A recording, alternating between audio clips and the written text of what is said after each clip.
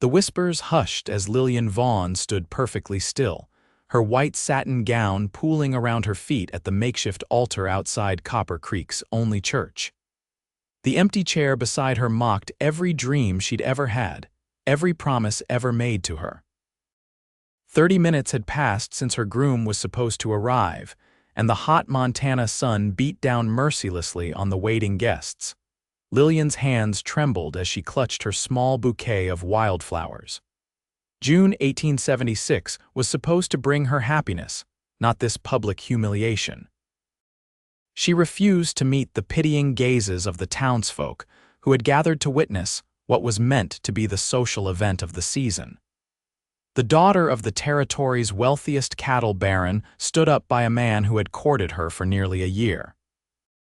"Perhaps we should all go inside," Reverend Parker suggested gently, mopping his brow with a handkerchief. "The heat is quite unbearable, Miss Vaughn."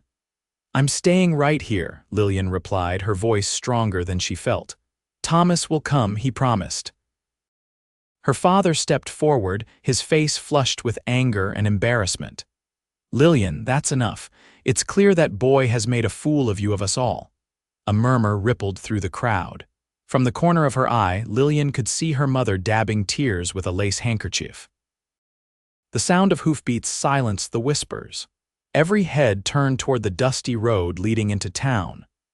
But instead of her fiancé Thomas riding toward them on his bay gelding, a stranger appeared on a magnificent black stallion. The man dismounted gracefully, despite his trail-worn appearance.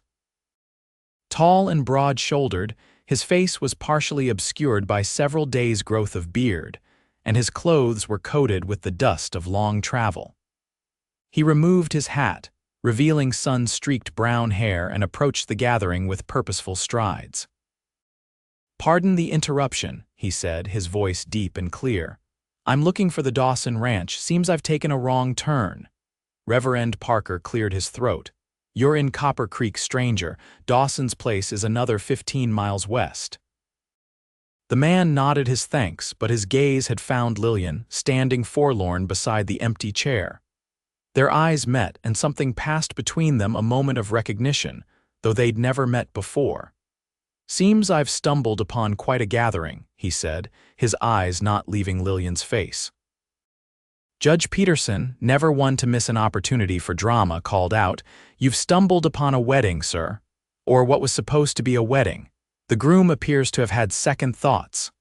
Lillian's cheeks burned with humiliation. "Please," she whispered, though she wasn't sure if she was addressing the stranger or begging for the ground to open up and swallow her whole. The man's expression softened as he looked from Lillian to the empty chair beside her. Without a word, he stepped forward, crossed the distance between them, and sat down in the chair that Thomas should have occupied. A collective gasp rose from the onlookers. "What is the meaning of this?" Lillian's father demanded. The stranger looked up at Lillian, his blue eyes holding hers. "My name is Wade Davidson. I don't know you, madam, and you don't know me. But I do know that no woman deserves to be left standing alone on her wedding day." Reverend Parker sputtered. "Sir, this is most irregular, so is abandoning your bride at the altar," Wade replied, not unkindly. Then to Lillian he said softly, "I don't mean to presume, madam. If you want me to leave, just say the word." Lillian should have been outraged. She should have ordered this dusty cowboy away from her carefully planned wedding. Instead, she found herself transfixed by his calm presence, by the quiet dignity he offered her in this moment of terrible vulnerability. "What are you suggesting, Mr. Davidson?" she asked, her voice barely above a whisper. Wade stood, towering beside her. "I'm suggesting that sometimes fate has different plans than the ones we make for ourselves." Lillian's father pushed through the crowd. "This is absurd, Lillian, we're leaving right now." "No, father." The words came out stronger than she expected. "I think Mr. Davidson and I should talk." The crowd buzzed with shocked whispers. Lillian's mother nearly fainted. Reverend Parker dismissed the wedding guests with promises of refreshments in the church hall, while Lillian led Wade to a bench beneath a cottonwood tree at the edge of the churchyard. As they sat down, she was acutely aware of how improper this was alone with a stranger, still in her wedding dress. "Why did you do that?" she asked directly. Wade looked out at the distant mountains. "I've been riding for 3 weeks straight. I've seen the worst and the best of folks on my journey here. When I saw you standing there, looking so brave despite being so broken-hearted, something just spoke to me. You don't know me." "No, madam, I don't." His smile was gentle, "but I'd like to. I was about to marry another man." "A man who didn't show up," Wade pointed out.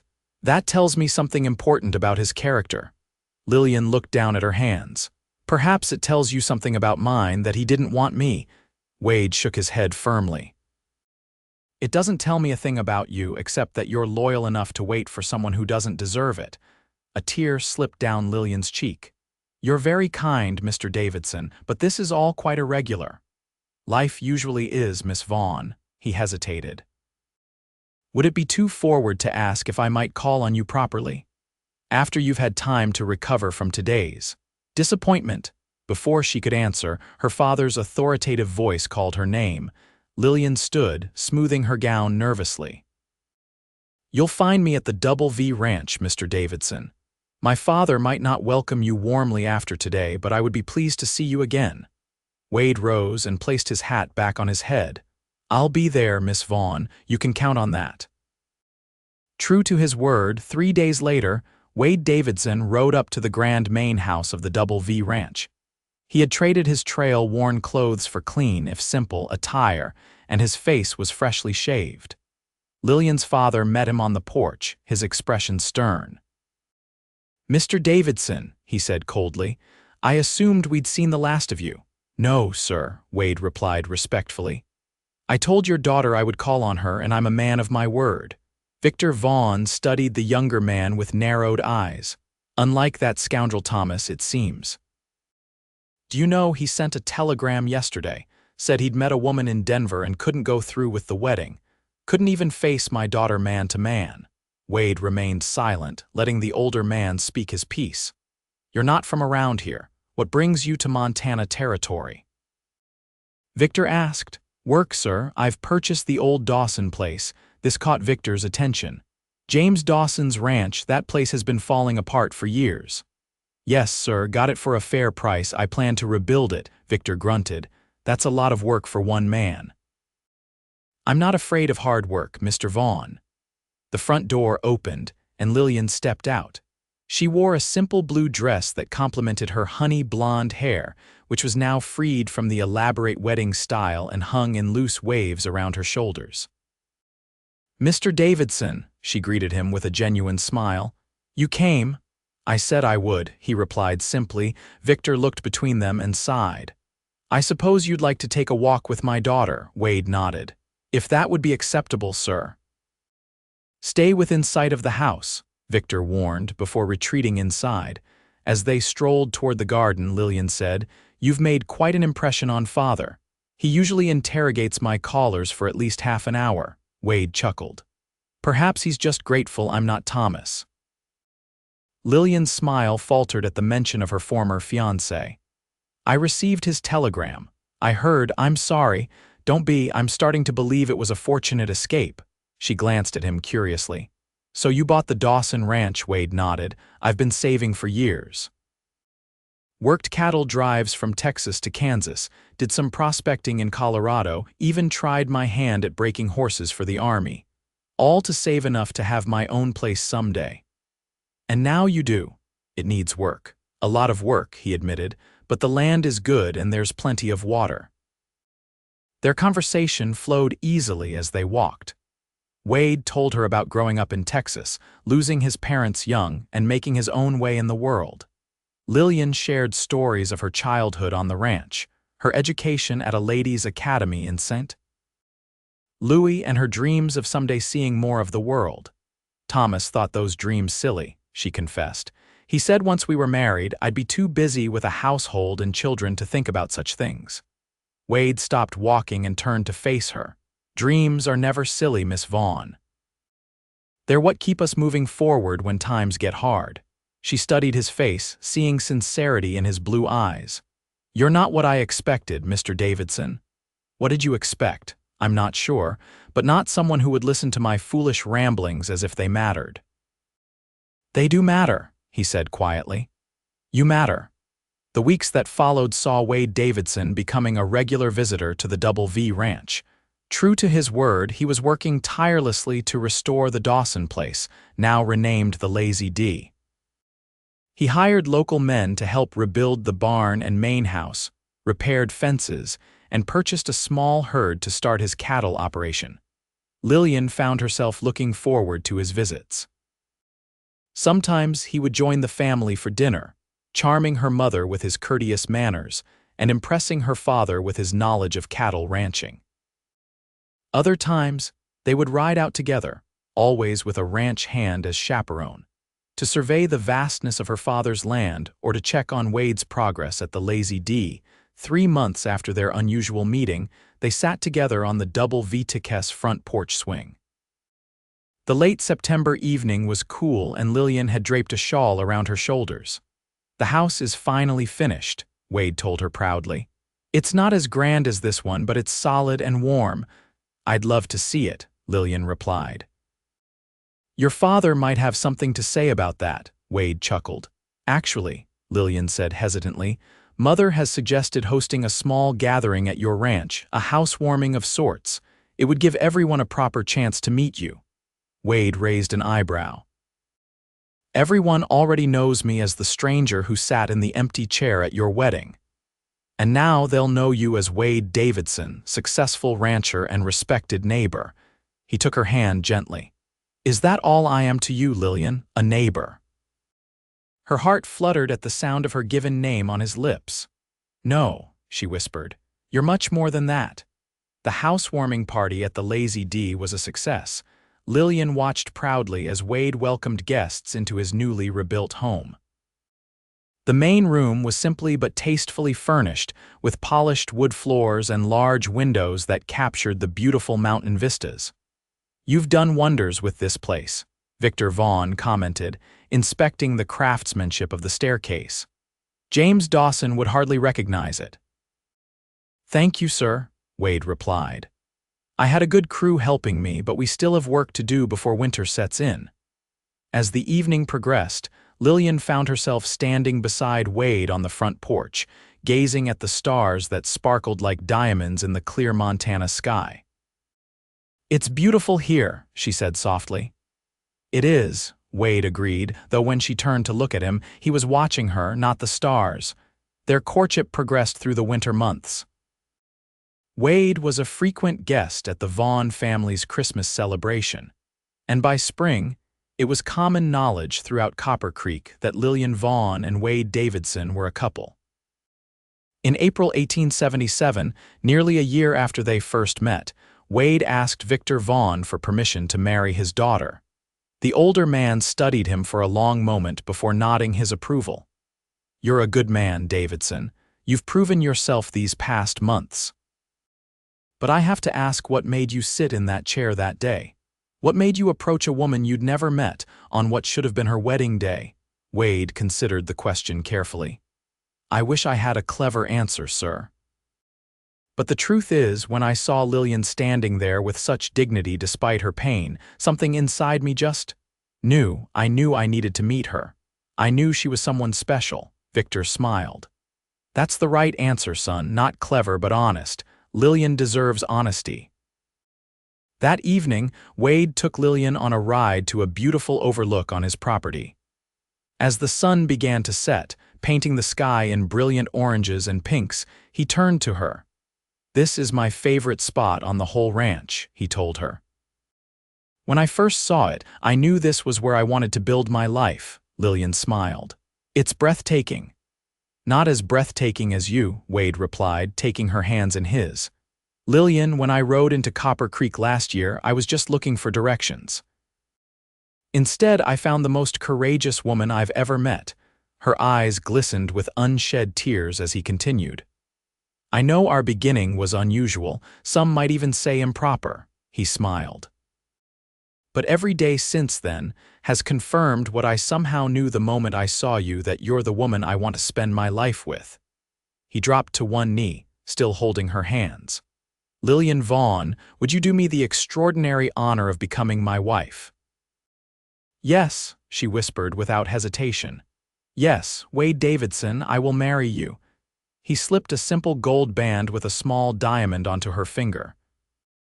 "It's not fancy, it's perfect," she interrupted, pulling him to his feet and into an embrace that spoke of all the love that had grown between them over the past year. Their wedding was set for June 1877, exactly 1 year after their first meeting. Unlike Lillian's previous engagement, this one was announced with genuine joy throughout the community. The town of Copper Creek had watched their love story unfold and embraced it as their own. On the day before the wedding, an unexpected letter arrived for Lillian. The handwriting on the envelope was familiar Thomas, her former fiancé. With trembling hands, she opened it. "Dear Lillian," it began, "I've heard news of your upcoming marriage and felt compelled to write. My cowardice last year is my greatest shame. I panicked, convinced myself I wasn't ready for marriage, and hurt you terribly in the process. I've since learned that the woman I met in Denver was not who I thought she was. I find myself wondering if I made the greatest mistake of my life in letting you go." If there is any chance Lillian didn't finish reading, she placed the letter in the fireplace and watched it curl and blacken in the flames. Whatever Thomas had to say, it no longer mattered. Her heart belonged to Wade, now a man who had proven his worth not with words, but with actions. The wedding day dawned clear and beautiful. This time, Lillian walked down the aisle of Copper Creek's church with absolute certainty in her heart.